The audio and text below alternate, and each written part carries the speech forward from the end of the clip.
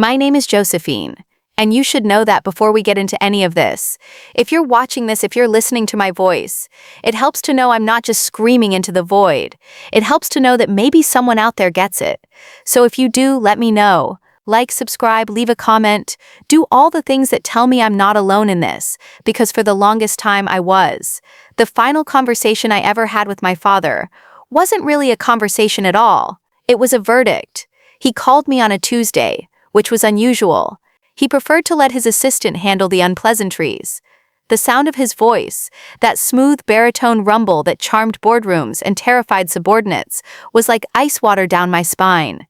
He said, "Josephine, I'm calling to inform you of a final decision regarding your financial standing within the family." It was so formal, so sterile. He was speaking to me like I was a line item on a balance sheet he was about to zero out. I just lost another $50,000 on a biotech startup that promised to revolutionize water purification. It had seemed like a good idea, a noble one even, but the tech was flawed, and the founders were better at pitching than they were at science. It was the latest in a string of what my father called my irresponsible follies. He bailed me out, as he always did, but this time the wire transfer came with a hook. He continued, his voice devoid of any warmth. "The family's resources will no longer be available to you, effective immediately. I have instructed my attorneys to formalize your complete and total disinheritance from the estate." A quiet heat flushed up my neck. I could hear the faint, satisfied smile in his words. Then came the killing blow. Alistair, as you know, has been groomed to carry on the family's work. He will be the sole heir to the estate and the sole director of the Worthington Foundation upon my retirement. He is the future. I hope, for your sake, you can find a way to build one for yourself. He paused, letting the silence hang in the air like a guillotine. Then he added the line that was meant to be the final twist of the knife. He said, "Your mother, bless her heart, was much the same. All passion, no discipline. It's a shame you inherited her sentimentality instead of my pragmatism." And then he hung up. No goodbye. No final words of fatherly advice. Just the cold, dead click of a terminated call. I stood there in my tiny, overpriced apartment, the phone still pressed to my ear, listening to the dial tone. The city hummed outside my window, indifferent. My father, Richard Worthington, a titan of industry turned philanthropic demigod, had finally done it. He'd cut the cord. He'd erased me. What my father, in all his cold, pragmatic glory, had forgotten, or more likely, what he never even knew, was that my mother was more than just sentimentality. She was a quiet storm. And before she died, before the cancer took her piece by painful piece, she had built a shelter for me, a secret bunker he could never touch. She had set up a trust, a massive one, funded by her own family's money, that predated her marriage to my father. It had a single peculiar activation clause. I could only access it upon my official, legally documented disinheritance. My father thought he was pushing me out into the cold. He had no idea he was handing me the keys to the entire kingdom. He thought he was reminding me that my brother Alistair was the golden boy, the sole heir. What he didn't know is that I was about to become the Worthington Foundation's biggest anonymous donor, and I was about to use my mother's money to burn his and Alistair's vision for its future to the ground and build something new, something she would have been proud of, from the ashes. It wasn't about the money. It was never about the money. It was about the narrative, and I was about to write the final chapter. The silence after the call was the loudest thing I'd ever heard. It was a physical presence in my shoebox apartment, pressing in on me, suffocating me with the weight of my father's finality. For a long time, I just stood there, phone in hand, watching the dust motes dance in the sliver of afternoon sun, cutting through the grimy window. Disinherited. The word echoed. It was so archaic, so dramatic. It felt like something out of a Victorian novel, not a Tuesday afternoon in the 21st century. My first impulse was to shatter, to scream, to throw the phone against the wall, to crumble onto the cheap laminate flooring, and just let the waves of failure and rejection wash over me. A part of me did. Internally, there was a girl, the 10-year-old Josephine, who was crying, asking what she did wrong, why Daddy was so angry. But the woman standing in the apartment, the one who had weathered years of my father's quiet disappointments and my brother's smug superiority, just went numb. The numbness was a familiar blanket. I sank onto my lumpy sofa, the springs groaning in protest. My gaze drifted around the room. It was a museum of my failures. On the bookshelf, next to well-worn paperbacks, was a small, sleek device, the prototype from a failed tech gadget I'd invested in. In the corner was a rolled-up canvas from an art collective I'd backed that imploded in a storm of drama. My father was right, in his cruel, simplistic way. My track record was abysmal. I had a knack for picking ventures with heart but no head, with passion but no plan. Just like my mother, he'd said. The comparison was meant to be an insult, a branding of my inadequacy. But as I sat there, stewing in the toxic silence, the memory of my mother started to push through the fog. Not the frail, sick woman from the end, but the real her, the one my father had tried so hard to sand down and polish into a suitable corporate wife. I remembered being a child, maybe 7 or 8, hiding under the grand piano in the formal living room while she played. She wasn't playing the dreary classical pieces my father insisted upon for their dinner parties. She was playing jazz. Messy, vibrant, improvisational jazz that filled the cavernous room with life. Her whole body moved with the music, a secret smile on her face. My father walked in. I saw his polished shoes stop by the piano bench. He didn't yell. He never yelled. He just said, "Eleanor, what is this noise? We have the Hendersons coming at 7. Could you please practice the Chopin?" The light in her went out, just like that. She stopped playing, the last chord hanging in the air like a question. She nodded, her shoulders slumping just a little. She said, "Of course, Richard. I'm sorry." I remember feeling a hot surge of anger on her behalf, even as a child. He was silencing her. He did it all the time. He called her passions hobbies. Her love for grassroots art projects was a cute little pastime. Her desire to fund a wildlife sanctuary in Costa Rica was fiscally irresponsible. He funneled her energy, her money, her very essence into his own grand project, the Worthington Foundation. It was his monument to himself, built with the bricks of her legacy. And Alistair learned from the best. I remembered my 16th birthday had spent months working on a detailed proposal for a small wing of the foundation to be dedicated to funding independent artists. I had researched, made spreadsheets, even interviewed local artists. I was so proud. I presented it to my father and Alistair at dinner. My father glanced at the cover page, then pushed it aside. He said, "Josephine, the foundation is not a piggy bank for your bohemian friends. We deal in scalable impact, measurable outcomes." Alistair, who was already interning at the foundation, smirked. He said, "Honestly, Joe, it's a bit naive. The due diligence alone would be a nightmare." He used the word naive like a weapon, and it hit its mark. I felt small, foolish. 2 weeks later, at a foundation gala, Alistair announced a new initiative, the Worthington Future Leaders Grant. It was a program to fund STEM projects in elite private schools. It was sleek, corporate, and utterly soulless. It was my father's vision, channeled through his perfect son. They stood on stage, bathed in the spotlight, a dynasty of 2. I was in the audience, invisible. That was their dynamic. My father set the tone, and Alistair amplified it. They were a closed loop of mutual admiration. I was the static, the noise they were constantly trying to tune out. My irresponsible investments, I realize now, were a subconscious rebellion. They were everything my father wasn't. They were risky, passionate, and deeply human. They failed, yes. They all failed, because I had inherited my mother's heart, but not her hidden genius for strategy. I was just throwing paint at a wall, hoping something beautiful would stick, while my father and brother were building a skyscraper of cold, hard steel. Sitting on that couch, the weight of 2 decades of being minimized settled on me. It wasn't just about the money. It was about being told, over and over in 1,000 different ways, that my instincts were wrong, that my compassion was a liability, that my very nature was a flaw. The grief I felt wasn't for the loss of an inheritance I never truly expected to receive.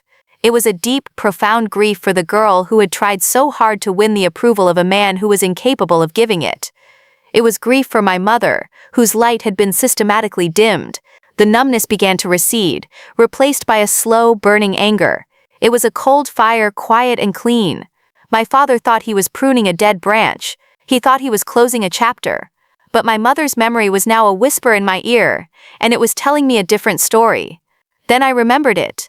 Not just a vague feeling, but a specific, concrete memory. It was one of her last good days. The chemo had ravaged her, but her mind was still sharp, sharper than anyone gave her credit for. I was sitting by her bed, reading to her. She put her thin, cool hand on mine, and made me stop. She looked at me, her eyes lucid and intense. She said, "Josie, my love, your father is a builder, but he only knows how to build things you can see, towers of glass and steel. He doesn't understand that the strongest structures are invisible." I didn't understand what she meant. I thought she was just being poetic. She squeezed my hand. She whispered, "He thinks your heart is a weakness. He's wrong. It's your compass, but a compass is useless without a map. I've drawn you a map, darling. You'll know when you need to use it." At the time, I dismissed it as the ramblings of a dying woman. A map? It sounded like nonsense. But now, in the wreckage of my old life, the words resonated with a sudden, shocking clarity. A map. What had she meant? I got up from the couch and went to my bedroom closet. In the back, on the top shelf, was a battered leather box. It was her memory box. I hadn't opened it since she died. It was too painful. My hands trembled as I lifted it down. It smelled faintly of her perfume, a mix of lavender and something earthy like sandalwood. I lifted the lid. Inside were old photos, a dried flower, a stack of letters tied with a ribbon, and underneath it all was a small plain manila envelope. My name was written on it in her elegant looping script, Josephine. I pulled it out. Inside was not a letter, but a single heavy business card. The card was thick cream-colored stock with embossed lettering. It read, "Arthur Abernathy, Esquire, Fiduciary Counsel," and below that a phone number. I didn't recognize the name, but underneath the number, my mother had written a short, cryptic note in pencil. "He holds the map. Trust him. He knows the way home. Arthur Abernathy." The name sparked a faint memory. My mother used to mention him occasionally. Years ago, she'd called him her bulldog. My father had hated him. He'd called Abernathy a relic and had insisted she move her personal accounts to the family's corporate law firm, which she eventually, reluctantly, did. Or so I thought. The catalyst, the moment that turns despair into cold, calculated resolve. This was it. This business card. This was my mother reaching out from beyond the grave, telling me that she knew this day would come. She had seen my father's true nature, had understood his limitations, and she had prepared. She had built an invisible structure. She had drawn me a map. The cold fire in my belly intensified, burning away the last vestiges of grief and self-pity. My father had written me out of his story. My brother was ready to erase our mother's legacy and replace it with his own. They thought they held all the cards. They thought the game was over. I looked at the business card in my hand. It felt like the heaviest thing in the world. It was a key. It was a weapon. And as I stood there, in the quiet of my apartment, a new feeling began to bloom in my chest, something fierce and unfamiliar. It was the feeling of hope, not as a vague, fluffy sentiment, but as a concrete, actionable strategy. It was the dawning realization that this wasn't an ending. It was a beginning. My father said I inherited my mother's sentimentality. He was wrong. I had inherited her rage, and I was finally about to learn how to use it. My hand was steady as I picked up my phone and dialed the number on the card. The game wasn't over. He had just made his move. Now it was my turn. The phone rang 3 times, each ring a small hammer against the anvil of my nerves. I expected a stuffy receptionist, a paralegal gatekeeper. Instead, a voice answered that sounded like old leather and good whiskey. Abernathy. The voice was gruff, impatient, but with an underlying warmth. For a moment, I was speechless. I cleared my throat. "My name is Josephine Worthington," I said. "Eleanor Worthington was my mother." There was a long pause on the other end of the line. So long, in fact, that I thought he might have hung up. Then the voice came back. "Softer now," he said. "I know who you are, Miss Worthington. I've been waiting for your call for a very long time." That one sentence sent a jolt through me. He'd been waiting. My mother hadn't just left me a clue. She had left me an ally, a guardian who had been standing by for years. I met with Arthur Abernathy the next day. His office wasn't in some gleaming downtown skyscraper. It was in a historic brownstone on a quiet, tree-lined street, the kind of place my father would have called unimpressive. The inside was floor-to-ceiling books, rich mahogany, and the smell of old paper. It was a sanctuary of knowledge. Abernathy himself was exactly as his voice suggested. He was in his late 70s, with a shock of white hair, a tweed jacket that had seen better decades, and eyes that were astonishingly sharp and missed nothing. He didn't waste time with pleasantries. He gestured for me to sit, poured 2 glasses of water, and got straight to it. "Your mother was the most intelligent woman I have ever known," he said, his voice rumbling. And one of the most underestimated. Your father saw her as an ornament, a beautiful, charming, and ultimately passive asset. He was a fool. He pushed a heavy leather-bound portfolio across the desk towards me. It was embossed with a single letter, W. Your mother knew Richard's character better than he knew it himself. She knew that his ego would one day require a sacrifice, and that sacrifice would be you. She saw this coming 20 years ago. My hands trembled as I opened the portfolio. Inside were documents, legal deeds and financial statements, all meticulously organized. It was the architecture of my mother's secret plan. Abernathy explained it to me, not in condescending legalese, but in plain simple terms. The trust was called the Eleanor Foundation.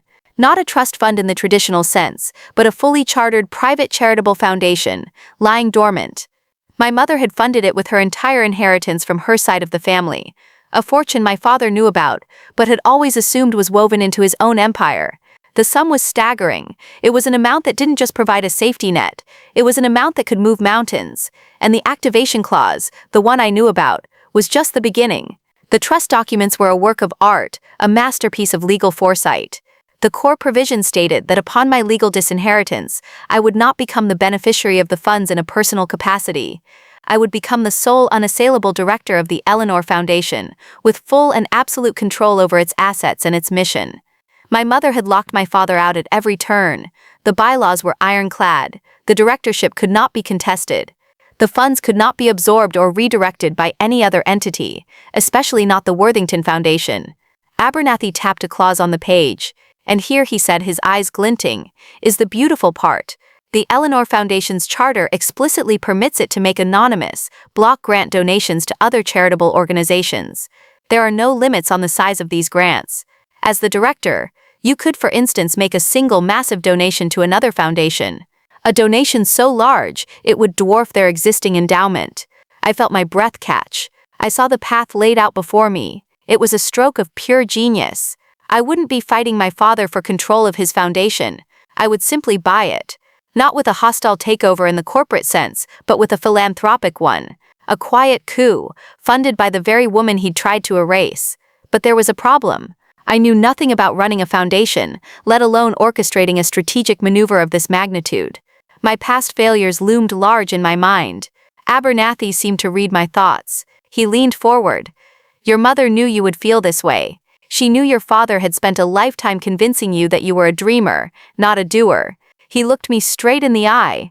That's why she left you more than just money. She left you a team. He explained that my mother had maintained a small, secret network of people who were loyal to her, not to my father. Financial advisors, art curators, environmental scientists, people who believed in her vision. Abernathy had the list. They were my cabinet in waiting. But I needed someone on the inside. I needed eyes and ears within the Worthington Foundation itself. I needed to understand the terrain before I launched my invasion. I needed to know exactly where to strike to cause the most impact, to dismantle Alistair's vision and install my mother's. This is where a different kind of foresight came into play. For the past year, feeling increasingly disconnected from my family, I had started my own secret project. It wasn't an investment, but an observation. I began following the work of the Worthington Foundation, not as a scorned daughter, but as a researcher. I read their quarterly reports. I followed their press releases, and I started noticing a name in the lower ranks, a program officer named Clara Jensen. Clara's name was attached to the few small, interesting projects the foundation still funded. A community garden in a food desert, a music program for at-risk youth. They were projects that felt like echoes of my mother's original intent, small sparks of life in an increasingly sterile machine.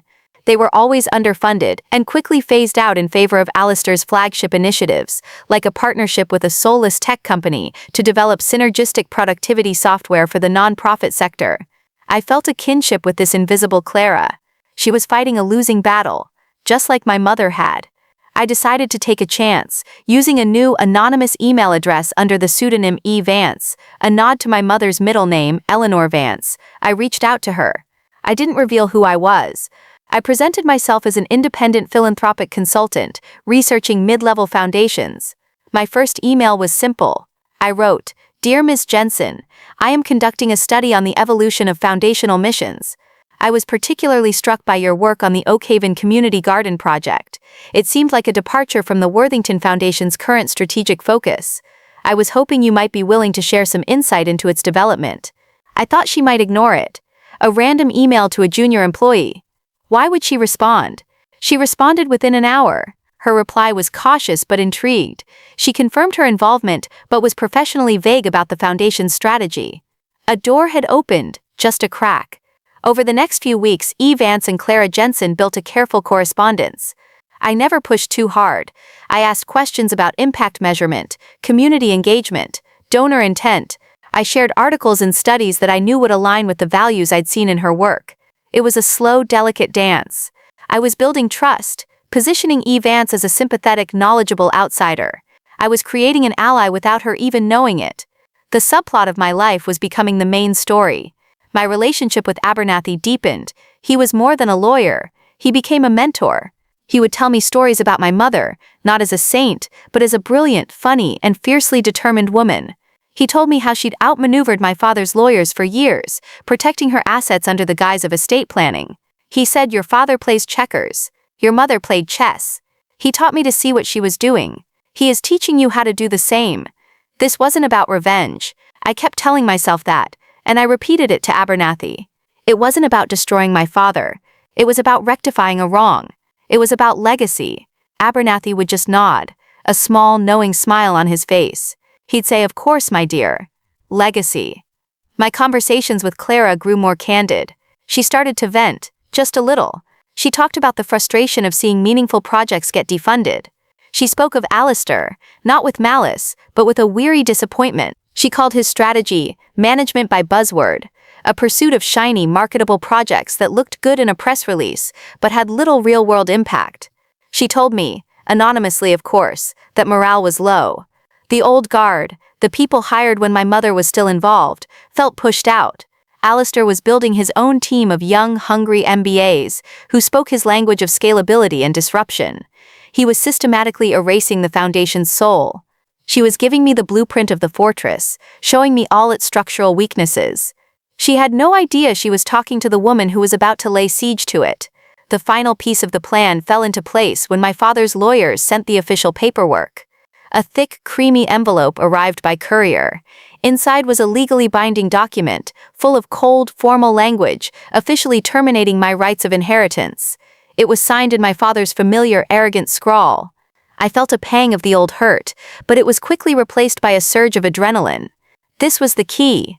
This was the trigger.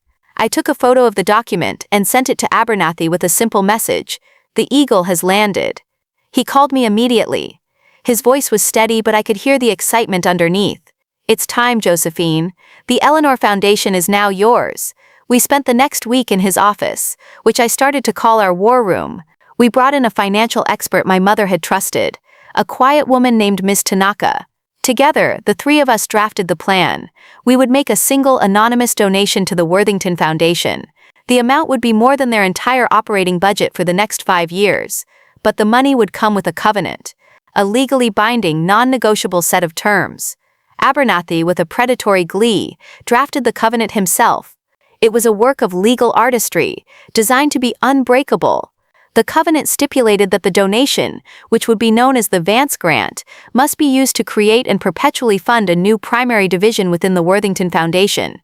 This division would be dedicated to 3 specific areas: funding for the independent arts, conservation of endangered natural habitats, and holistic community wellness programs. It was my mother's entire philanthropic philosophy, distilled into 3 unbreakable pillars. It was the polar opposite of Alistair's tech-focused, corporate-friendly vision. The covenant also stipulated the formation of a new independent oversight committee for this division, with board seats reserved for experts from those specific fields, people from the list Abernathy had kept safe for me. Alistair and my father wouldn't be able to stack the committee with their own people. The plan was ready. The pieces were in place. My ally on the inside, my mentor by my side, and my mother's legacy as my shield. I sat in Abernathy's office, the final wire transfer authorization in front of me. This was it, the moment of ignition. I wasn't the irresponsible daughter anymore. I wasn't the sentimental failure. I was the sole director of the Eleanor Foundation. I was my mother's daughter. I took a deep breath, picked up the pen and signed my name, not with a flourish, but with a steady, determined hand. The ink was black against the page. It felt like signing a declaration of war, or perhaps a declaration of independence. The first move wasn't a cannonball. It was a whisper, a silent, multi-million-dollar whisper that landed in the Worthington Foundation's primary endowment account on a Thursday morning. There was no fanfare, no press release, just a line item on a bank statement, an astronomical number with a simple, anonymous designation, per Vance Grant Covenant. My part in the initial action was done. Now all I could do was wait and listen. My listening post was Clara. I had sent her an email a few days prior, as Vance, asking a seemingly innocent question about the Foundation's policies on large, unsolicited donations. It was a way of priming her, of making her pay attention to the right things. The day after the transfer, my anonymous Vance inbox lit up. It was a message from Clara. The subject line was just one word. Wow. The email itself was a breathless, chaotic torrent of text. You are not going to believe what just happened. I don't know who you are, Vance, but you have some kind of psychic ability. We just received, I don't even know if I'm allowed to say, an anonymous donation. It's insane. It's more money than we see in a year, or 5. The entire executive floor is in lockdown. I could almost feel her bewildered excitement through the screen. She was describing the first shockwave hitting the shore. I imagined the scene, my father Richard and my brother Alistair staring at a number on a screen that made no sense. They would have assumed it was a mistake at first, a clerical error, a misplaced decimal point. Then, the reality would have sunk in. Someone had just dropped a philanthropic bomb into the heart of their empire. I kept my reply as Vance calm and measured, pouring fuel on the fire while pretending to offer water. I wrote, "That is extraordinary. A gift of that magnitude must come with some significant stipulations. I imagine the donor had a very specific vision." I was baiting the hook, and Clara took it immediately. Her next email arrived minutes later. "You have no idea. There's a legal document attached. A covenant. It's locked down by the legal department, but the rumors are flying. Something about a whole new division. Something about the arts. People are freaking out. Alistair looks like he's seen a ghost." That single line, "Alistair looks like he's seen a ghost," was the first taste of victory. It was sweet, crisp, and cold. I pictured my brother, the golden boy, the polished and unflappable successor, completely undone. His perfectly tailored suit suddenly feeling too tight, his confident posture collapsing.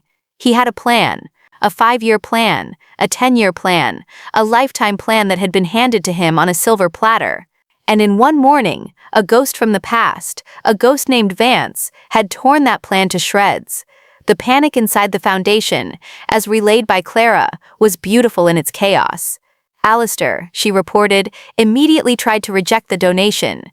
He had apparently marched into the CFO's office and demanded they send the money back. It was a classic Alistair move.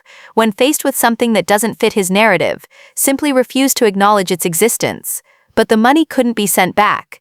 There was no one to send it back to. The donation had been routed through a series of anonymous accounts and charitable clearinghouses, a financial labyrinth designed by Ms. Tanaka, with Abernathy's legal fortifications. It was a one-way street. The money was in their account, and it was staying there. Their next move, according to Clara's increasingly frequent and frantic emails, was to try and break the covenant. My father Richard had convened an emergency meeting with their entire legal team. They were looking for a loophole, a weakness, an escape hatch. Clara overheard one of the junior lawyers talking by the coffee machine. She wrote to me. He said the covenant is an ironclad work of malicious genius. His words. He said it's structured less like a donation and more like a corporate acquisition. Only the currency is charity. Malicious genius. I smiled. That was Abernathy's signature. He had built a cage and they had willingly, greedily, walked right into it. The terms of the covenant were simple. Accept the money, and you accept the terms. By not rejecting the funds within the first 24 hours, which was impossible to do, they had legally accepted the terms. Checkmate. The panic escalated. Alistair's carefully constructed vision for the Foundation was centered on technology, on data-driven philanthropy, on partnerships with gleaming, soulless corporations. He wanted the Worthington Foundation to be a kingmaker in Silicon Valley. My mother's covenant, The Vance grant forced the foundation to pour its newfound wealth into everything he despised: messy, unpredictable, human-scaled projects, art, nature, wellness, things you couldn't quantify in a quarterly report. It wasn't just a change in direction, it was a repudiation of his entire philosophy. Clara's emails became my daily newspaper, a live feed from the front lines of my silent war. She described Alistair trying to spin the situation in an all-hands meeting. He'd apparently stood before the staff, his usual slick confidence replaced by a brittle, forced enthusiasm. He'd called the anonymous donation an exciting new opportunity, a dynamic pivot. But his eyes, Clara wrote, were like a cornered animal's. No one was buying it. The older staff members, the ones who remembered my mother, were quietly, cautiously jubilant. They saw the ghost of Eleanor Worthington in the Vance grant's mission statement. They saw a return to the Foundation's original soul. A quiet resistance began to form, a faction loyal to the anonymous donor. My father, in his arrogance, had made a critical error. He thought the Foundation was his, but an institution is more than its leader. It's the people within it. And he and Alistair